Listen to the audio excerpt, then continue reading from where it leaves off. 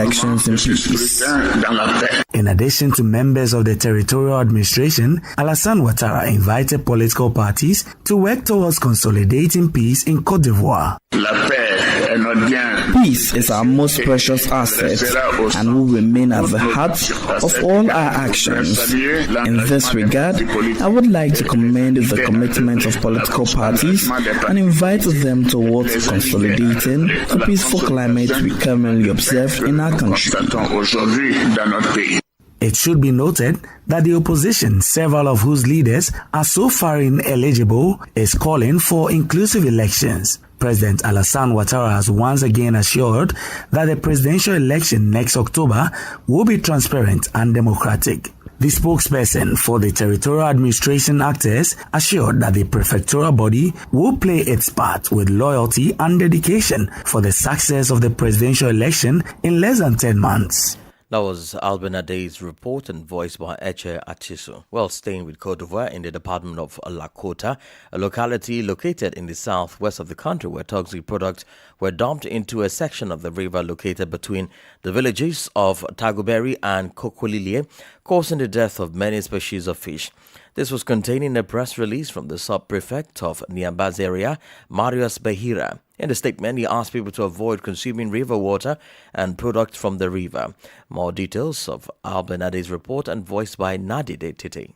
According to the statement, many species of fish in a section of the Nyonuru River died as a result of toxic products dumped by unknown persons into the river located between the villages of Tagoberi and Kokolili in the sub-prefecture of Niabezaria, Lakota. The sub-prefect of Niabezaria, Marius Bihira, calls on the population to remain calm and cautious while awaiting the results of the analysis which are being carried out by the competent state services in Abidjan. Still, according to the statement, the authority of the territorial administration ardently urges the population to avoid consuming the water of the Nyonuru River as well as products that come from it, be it fish, shrimp, and others. In addition, the sub-prefect calls on the heads of the villages concerned as well as community leaders to be more vigilant and to relay the information to households. As a reminder, last March, organic pollution caused the death of more than 2.6 tons of fish in the Bay Tree Lagoon located in the commune of Kumasi in Abidjan, the economic capital of Côte d'Ivoire. That was Albin Ade's report and voiced by Nadi Dititi. More stories coming up on West Africa Democracy Radio. Newslink continues. Let's bring you more story as we head to Niger, which has adopted a strict ordinance on the entry and stay of foreigners in the context of regional tensions and security concerns. According to a press release from the General Secretariat of the government, the President of the National Council for the Safeguarding of the Homeland, General Abdurrahman Chani, signed an order strengthening the legal framework for the entry and stay of foreigners in Niger. The text requires the possession of valid travel or residence documents for any foreigner entering or residing in Niger. Violators risk administrative measures such as expulsion or refoulement, as well as criminal penalties ranging from 2 to 5 years in prison and fines of between 5 and 50 million CFA francs. The reporting requirement for providers of accommodation for foreigners have also been strengthened. Over now to the Sahel region, particularly Mali, as the country celebrates its Day of Regained Sovereignty today, January 14. Culture as a factor of national unity and patriotic spirit is the theme to commemorate this third-year anniversary. The Malian authorities have also declared 2025 as the Year of Culture, hope to use it to consolidate social cohesion and strengthen the patriotic spirit. This January 14 declared the Day of Regained Sovereignty follows the mobilization of the Malian people in the face of the sanctions imposed by ECOWAS. For this third anniversary, culture was chosen as a factor of national unity and patriotic spirit, a way for the Malian authorities to promote culture to establish peace and strengthen patriotism. Borama Sumano is the man of culture. Il faut plus se servir de la culture pour plus sensibiliser. Il faut utiliser la... And furthermore, it is about using culture to better orient oneself. It is about using culture as a means of integration and strengthening the seven people. The seven in terms of consultation. I am going to learn everything I leave behind in uncertainty, and it will be valuable to carefully analyze the chains that have always allowed me to appreciate any challenging situation. There is room for humor. There are jokes, alliances formed through humor. But these are factors of peace and social issues. They can be used on a large scale to write and think about wishes and to dream, not only by the leaders, but also by the wise people who value stability and address the question at hand. And it is these elements that can provide the new generation with the tools for symbiotic learning and perfect harmony, and they will grow with both filial and patriotic love. Through the celebration of this day, a model lesson on the theme will be given to schools. As a reminder, the President had declared 2025 as the Year of Culture, the States General of which were held at the end of last week. In Ghana, President John Mahama has called for stronger security at the country's major markets. This follows a recent devastating fire at the Katamanto market, a popular shoes and second-hand clothing market that razed down the entire place. Speaking during a meeting with market leaders, representatives and other stakeholders to discuss relief measures and outline strategies to prevent similar incidents in the future, the President emphasized the need to address the root causes of these fires. He also called on the Ghana National Fire Service to install fire units close to the markets to help prevent similar future incidences. We are asking the fire service where there are major markets to deploy their fire tenders close to the markets in the night, so that in the event of a fire outbreak, they are right there on the scene to be able to quench it before it causes any damage. And so that's the second. We're also asking them to explore installing CCTV cameras at all vantage points of every market, so that if anybody is involved in setting fire to markets, we'll be able to see on the CCTV what is happening. So these are some of the immediate steps we think we should take in terms of prevention. They say in adversity there's opportunity. So now that the market is burned down, I know you might be thinking of reconstructing it. How would you reconstruct it so that it is a better market than what it was before? That one I leave also to you. That was Ghana's President, John Mahama. The government of Nigeria still plans to revise its GDP calculation by incorporating informal and illegal economic activities, aiming to provide a more accurate picture of its economy. Baba Madu, head of the National Bureau of Statistics National Accounts Division, highlighted the importance of this step, noting that informal activities like street vending, smuggling and unregistered labor significantly impact the formal economy, emphasizing that income from these sectors, though outside legal frameworks, contribute to the nation's overall economic structure. WDR's Usman Mar in Abuja has been gauging opinions of experts on this development. This is Nigeria's first major GDP revision since 2014, when a rebasing exercise increased the GDP by 89%.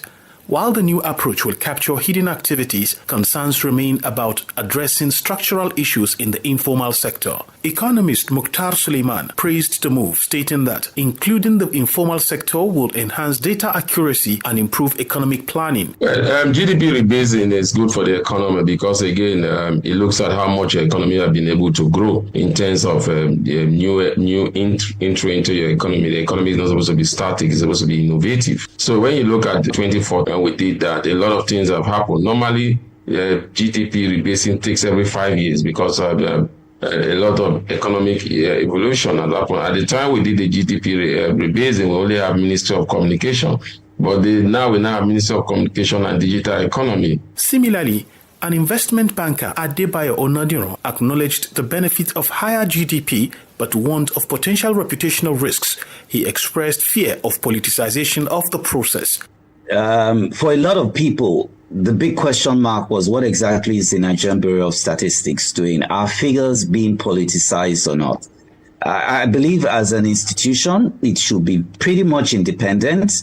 It should be able to let people have confidence in its figures. The recalculation comes as Nigeria, once Africa's largest economy, has dropped to 4th place on the continent. Experts believe that including hidden sectors could substantially elevate the GDP, potentially restoring the country's regional economic standing.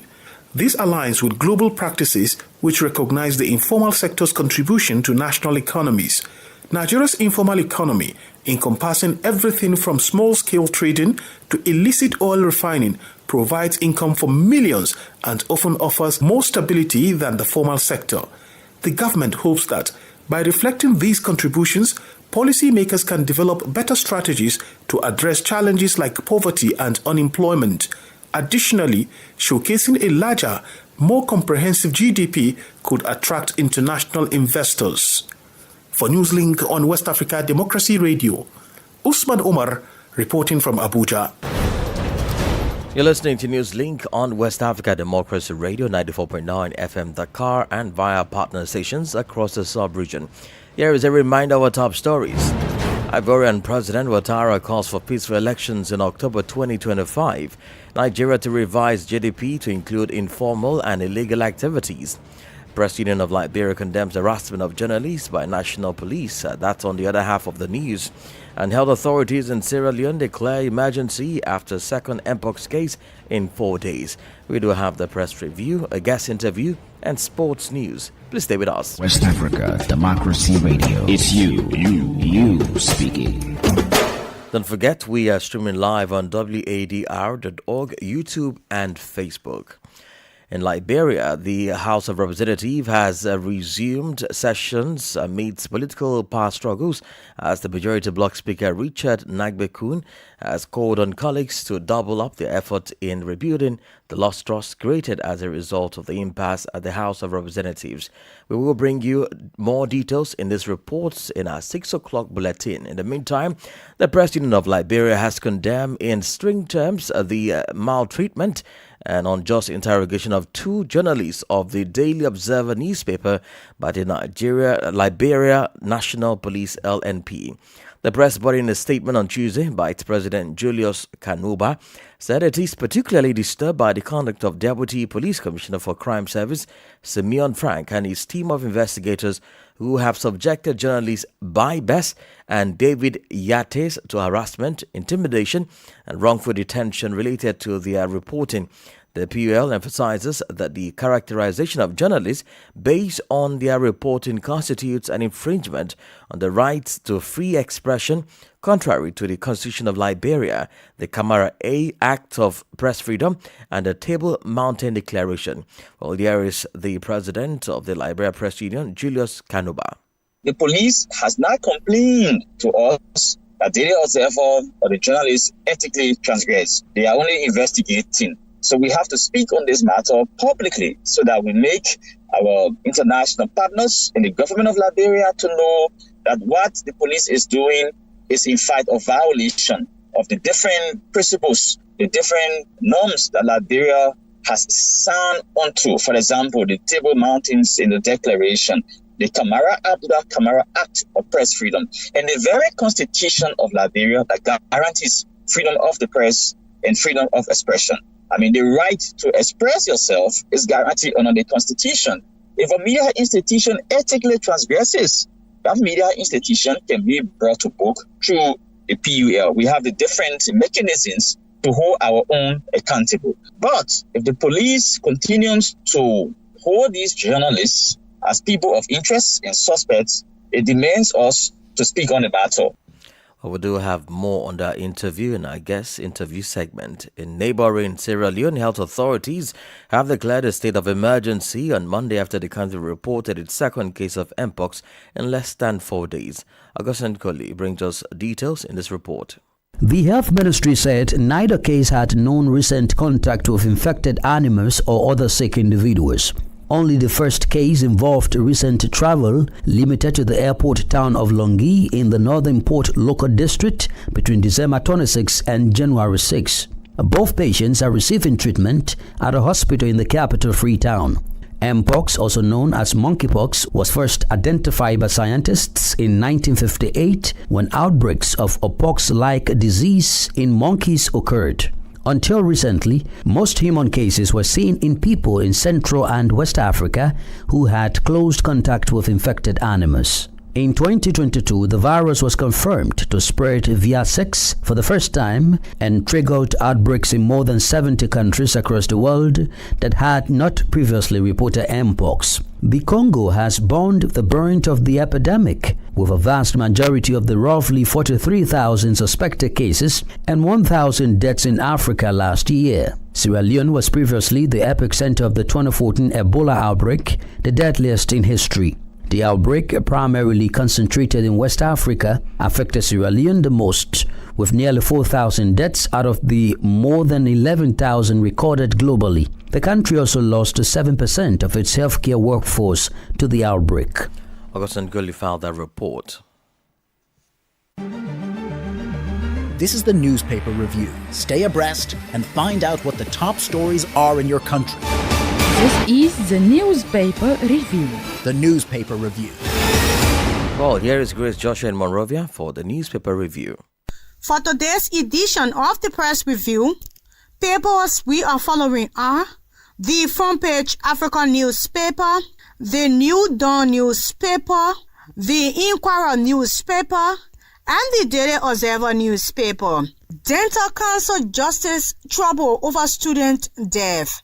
The Liberian Medical and Dental Council, with support from the Ministry of Justice, has launched a formal investigation into allegations of medical malpractice following the death of 21-year-old Isaiah Williams during a medical procedure at the St. Joseph Catholic Hospital in Monrovia. Still on the Inquirer newspaper, EcoBank testified in Leche's $700,000 labor lawsuit. In the ongoing $700,000 United States labor lawsuit filed by Wilma Smith, former Deputy Director General for Information Coordination at the Liberia Institute of Statistics and Geoinformation Services, EcoBank Liberia Corporate Manager Stephen Howard testified at the bank first witness at the civil law court. Howard admitted that Leche's account statement was leaked by former employee Yusuf Kama, then acting head of the CAT Operation Department, during his testimony on Monday. We still own the Inquirer newspaper. This story says we will not tolerate any unlawful demonstration. Kanga Lawrence warns staffers. Honeymoon period is over, DeLone reminds Bwaka. We now move to the New Dawn newspaper. On the front page of the New Dawn newspaper, this story says pills of torture and coercion. Still on the New Dawn newspaper, this one says pro-tem and staffer at each other's throat.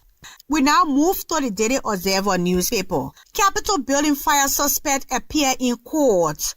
World Bank Liberia biggest multilateral partner.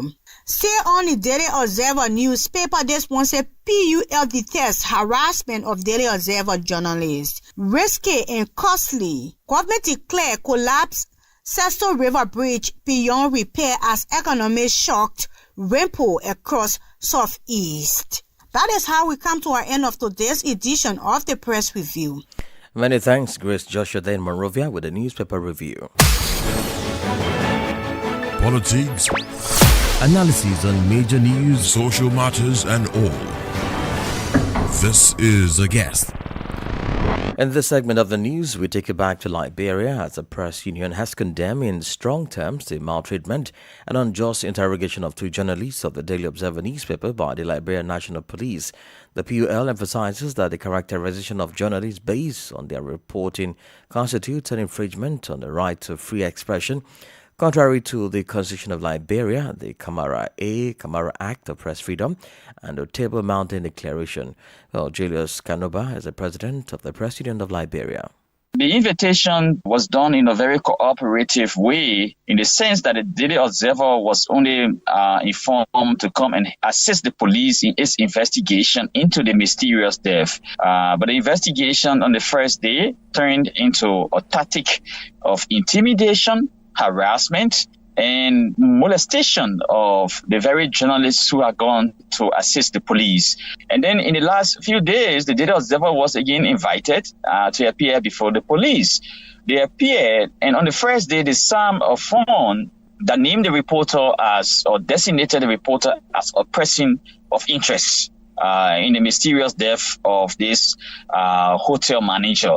And then the second day, the person of interest changed into a suspect. So we found that as very troubling, because you can't name a journalist who has reported on the death or mysterious and the death of an individual as a person of interest and linking him directly to the death. And then secondly, naming the journalist as a suspect to the death of this general manager of a hotel. Now, Mr. Kanumba, has the press union been able to find out from the Liberian National Police who has suddenly changed from person of interest to a suspect? Well, we've not been able to find out from the police. The police is only saying that they are conducting their investigation. And whenever you go to the headquarters of the police, they have a form.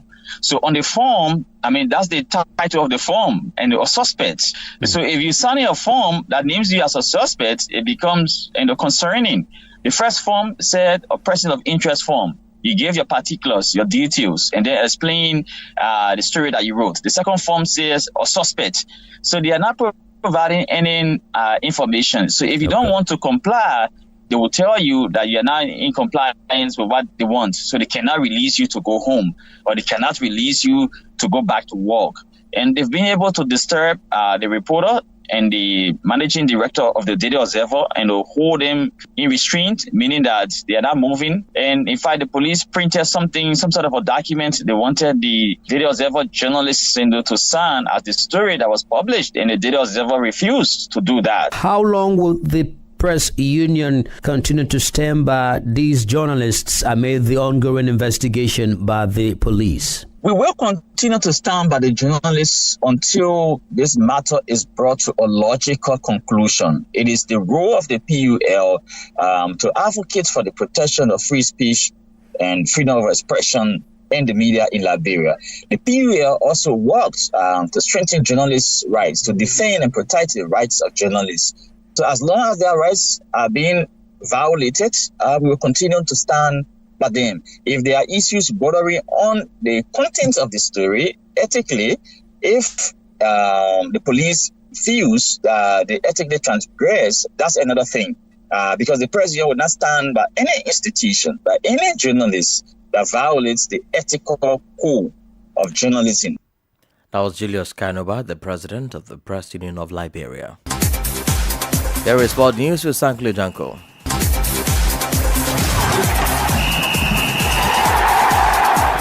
Hello there, a warm welcome and thank you for joining us. Nigeria's new head coach Eric Shell says he is ready to lead the Super Eagles as the head coach for the tasks that lay ahead. The Malian tactician, who was unveiled by the Nigerian Football Federation on Monday, also emphasized the importance of scoring goals. Football is about scoring goals. My former team scored 42 goals and conceded 13 goals. I'm an ambitious coach and I want to win. I'm ready to work. I come to work and I'm ready. The appointment of Shell has divided opinions among Nigerian football stakeholders. However, former Nigeria Football Federation President Amaju Pinnick has called for Nigerians to throw their support behind Shell, adding he has what it takes to lead Nigeria to success. I'm not going to tell you that it's going to be easy. It's going to be very, very tough. But I believe he is very, very well prepared for it. He's got a record, and I believe we should believe in him. We should look at the content of what he wants to provide. Mr. Pinnick also called for Africans to support their own coaches, citing the likes of former Senegalese coach Aliou Cisse, who was a success with the Teranga Lions of Senegal, leading them to their first ever AFCON title. I can also go back to Cisse, the coach of Senegal. If Cisse were to come to Nigeria, are you going to say the same thing? If even Faye, the coach of Cote d'Ivoire, the young enterprising guy. So let's be very proud. Africa is one big continent, but it's like a country. So it's not just us. Also, we have Nigerians at export. Amunike at the point was the coach of Tanzania. Keshi was the coach of Togo and qualified them for the World Cup. Meanwhile, Shell has been tasked to secure qualification for Nigeria to the 2026 FIFA World Cup. Nigerians will have a glimpse of his tactics when the Super Eagles take on Rwanda and Benin in the World Cup qualifiers in March this year. And that's it for sports. It's back to you. And we've come to the end of this edition of Newslink on West Africa Democracy Radio, broadcasting from Dakar, Senegal. Thank you for listening. And many thanks to Mustafa Sek and Umu Danyugo for the technical support. Do connect with us on all of our social media platforms, X, formerly Twitter, Instagram, at WDR News, and Facebook, West Africa Democracy Radio English Service. I am Imo Edad. Good afternoon. And many thanks to you for listening to Newslink via Hot 104.3 FM, New Me FM 94.0, Hilltop Radio 104.7